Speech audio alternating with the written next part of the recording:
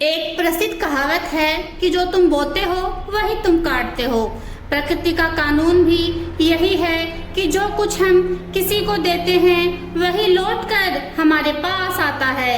यही बात कुरान में कही गई है, तुम अच्छा करते हो तो तुम्हारे साथ करते हो और बुरा करते हो तो तुम तुम्हारे साथ करते हो। एक सहाबी थे जो मदीना में रहते थे, उनको कुरान की इन बातों पर बहुत यकीन था। वो जहाँ भी जाते इन्हीं बातों को दोहराते कि तुम अच्छा करते हो तो तुम्हारे साथ करते हो और बुरा करते हो तो तुम्हारे साथ करते हो। एक यहूदी महिला थी, जब वो उनकी इन बातों को सुनती तो उनको उनकी ये बातें पसंद ना आती। वो उन सहाबी को गलत साबित करना चाहती थी।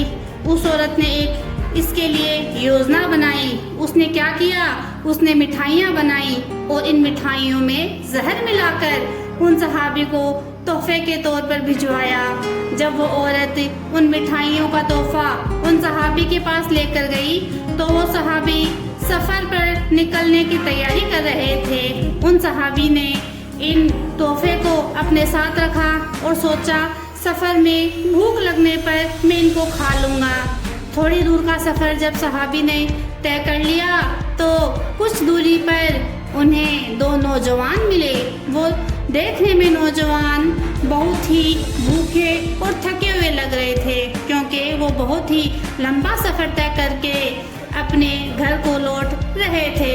सहाबी जिनको नहीं पता था कि इन मिठाइयों में जहर है, उन्होंने ये मिठाइयाँ खाने के लिए उन दो नौजवानों को दे दी। वो नौजवान जैसे ही इन मिठाइयों को खाते ही तड़प कर गिर गए और तड़प कर मर गए। जब इस बात का पता लोगों को लगा तो उन्होंने सहाबी को मदीना लेकर गए और मदीने में जहाँ पैगंबर मोहम्मद साहब रहते थे उनके सामने पेश किया। सहाबी ने सारा किस्सा मोहम्मद साहब को सुनाया। सारा किस्सा सुनने के बाद उस यहूदी महिला को भी मोहम्मद साहब के सामने मुकदमा चलाने के लिए लाया गया। जब वो औरत मोहम्मद साहब के सामने पहुंची और उन दो लाशों को देखा तो वो देखकर रोने लगी कि हाय, ये मैंने क्या कर दिया। मैं तो इन सहाबी को मारना चाहती थी, लेकिन इन मिठाइयों में जहर मैंने मिलाया और जिनका बुरा मैं सहाबी के साथ करना चाहती थी, ये मिठाइयाँ खाकर मेरे ही बेटों की मौत हो गई और दुनिया में मैं अकेली रह गई।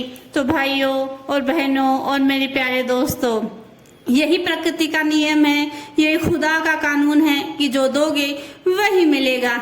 इस